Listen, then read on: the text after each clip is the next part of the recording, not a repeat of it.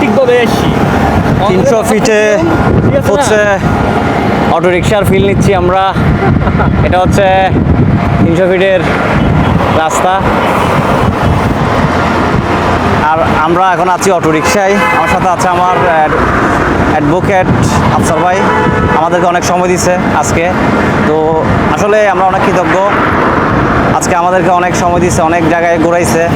তো সত্যি অনেক কৃতজ্ঞ আফসার ভাইয়ের জন্য, আসলে অনেক অনেক ভালোবাসা।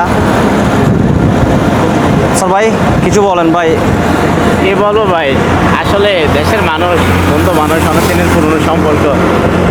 তো যখন অনেকদিন পর দেখতে পাই, দেখা হয়, সাক্ষাৎ হয়, তখন আসলে অনুভূতি কীভাবে প্রকাশ করবো বোঝাতে পারি না।